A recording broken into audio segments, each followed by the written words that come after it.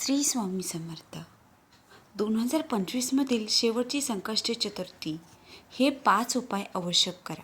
तुमची चिंता कमी होईल, अडथळे दूर होतील आणि बाप्पाची अपार कृपा तुमच्यावर वर्षावेल.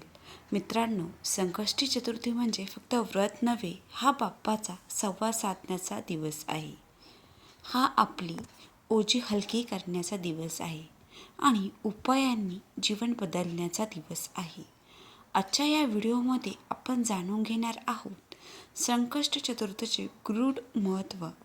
2025मधील शेवटची संकष्टी चतुर्थी का विशेष आहे, त्या दिवशी चुकूनही या गोष्टी करू नये अशा त्या गोष्टी कोणत्या, आणि खास 5 शक्तिशाली उपाय जे तुमच्या घरात शांतता, समृद्धी आणि सुख आणतील. तर व्हिडिओ शेवटपर्यंत नक्की पहा आणि शेवटी मी तुम्हाला एक गुप्त मंत्र सांगणार आहे, जो केवळ संकष्टी चतुर्थीला केल्या चमत्कारिक फल देतो. संकष्टी चतुर्थी म्हणजे काय, माहिती आहे नेमकं काय? प्राचीन ग्रंथामध्ये सांगितलं आहे की ज्यांनी संकष्टी चतुर्थीचे व्रत केले त्यांच्याकडे सर्व संकटे वितळून जातात. संकट म्हणजे अडचणी, धावपळी, समस्या, आणि बाप्पाचे नाव घेतले की हातातले काम सुटते, मन शांत होतं आणि धडधडणारे प्रश्न मार्गाला लागतात. लोकमान्यता अशी आहे की चंद्र उदय होता क्षणी बाप्पा आपली प्रार्थना थेट ऐकतात. म्हणजे संकष्टी चतुर्थीला आपण उपवास सोडताना आधी चंद्राचं दर्शन घेतो, जेव्हा चंद्रोदय होईल तेव्हाच उपवास सोडतो, असं त्यामागील कथा आहे. 2025मधील शेवटची संकष्टी चतुर्थी महत्त्वाची का आहे? कारण ती मार्गशीर्ष महिन्यात येते. मार्गशीर्ष हा महिना स्वतः विष्णूचा आवडता महिना. या महिन्यात केलेली प्रत्येक प्रार्थना अनेक पटीने स्वीकारली जाते. त्यात संकष्टी चतुर्थी आली की विघ्नहर्ता गणेश आणि विष्णूचा आशीर्वाद, त्यामुळे परिणाम दुप्पट. यंदाची ऊर्जा खूप शांत, स्थिर आणि इच्छापूर्तीला अनुकूल आहे. चला तर बघूया संकष्टी चतुर्थीच्या दिवशी अशा काही ज्या चुका आपलं करायच्या नाही. त्या पुढील प्रमाणे: रागावणे किंवा वाद घालणे. म्हणजेच या दिवशी आपल्याला नकारात्मक भावना निर्माण होऊन द्यायची नाही. म्हणजे कुणासोबत रागावणे, कुणासोबत भांडण करणे अशाच दिवशी. कारण की गणेश पूजेच्या दिवशी नकारात्मक भावना परिणाम थांबवतात. दुसरा म्हणजे रिकाम्या पोटी चंद्रदर्शन घेणे. म्हणजे चंद्रदर्शन घेणे किंवा करणे. थोडं गोड पाणी किंवा फळ खाल्ल्यानंतरच आपल्याला चंद्रदर्शन अत्यंत शुभ असतं. काही लोक रिकाम्या पोटी चंद्रदर्शन करतात, ते अयोग्य आहे. तिसरी म्हणजे नारळ फोडल्यानंतर त्यातलं पाणी ओतणे. हे अपशकुन मानलं जातं. नारळाचा उपयोग प्रसादात करावा. काही लोक नारळ फोडल्यानंतर त्यातलं पाणी ओतून देतात. नाही, ते ओतून द्यायचं, ॲज अ प्रसाद म्हणून तुम्ही त्याचा उपयोग करू शकतात. आणि 2025च्या शेवटच्या हे उपाय आपल्याला वरील सर्व चुका टाळायच्या आहेत. तसेच आपल्याला पुढे काही मी उपाय सांगणार आहे, 5 असे प्रभावी उपाय, ते आपल्याला नक्की करायचे आहेत. ते उपाय नक्की तुमच्या जीवनामध्ये सुख, समृद्धी आणि शांती येईल. आता आपले सर्वात महत्त्वाचे म्हणजे हजारो भक्तांना एकाच दिवसात शांतता आणि कृपा दिली जाते, ते म्हणजे संकष्टी चतुर्थीच्या दिवशी.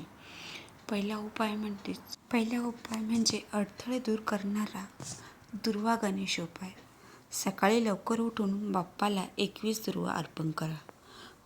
ह्या दुर्वा अर्पण करताना म्हणायचे आहे: ओम गणपतीपतये नमः. माझ्या मार्गातील सर्व अडथळे दूर कर. याचा परिणाम आपल्याला नोकरीतील आपल्या सर्व अडचणी कमी करतात बाप्पा. काही प्रमोशन किंवा जॉब लागत नसेल, या सर्व गोष्टी तुमच्या कमी होतील.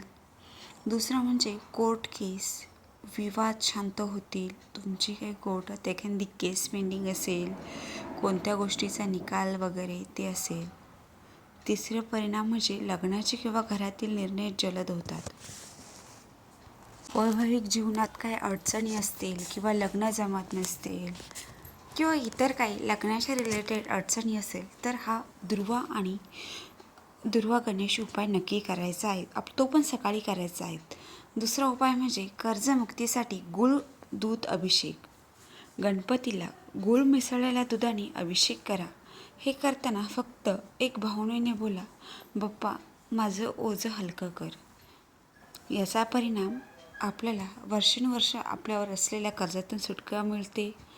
आपल्या घरामध्ये आर्थिक शांतता असते. अनपेक्षित पैसा मिळण्याची शक्यता वाढते.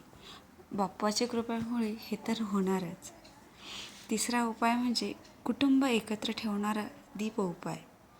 संध्याकाळी घराच्या उत्तर दक्षिण दिशेच्या मधोमध एक दिवा लावा. त्या दिव्याच्या समोर कुटुंबातील 4 समस्या कागदावर लिहा आणि म्हणत राहा, बाप्पा हे तुझ्याकडे. हा उपाय अतिशय चमत्कारिक आहे. याचा परिणाम आपल्या घरातील जे काही भांडण असेल ते शांत होतं. पती पत्नीचे तणाव कमी होतात. मुलाचे ऐकणे सुधारते. चौथा उपाय इच्छापूर्तीसाठी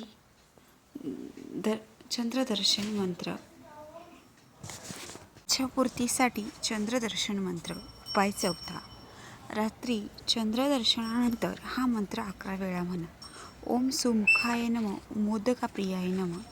तुम्ही जे मागाल ते 40 दिवसात मार्गाला लागतील, अशी अनुभूती हजारो लोकांनी दिली आहे. असा हा मंत्र नक्की करा.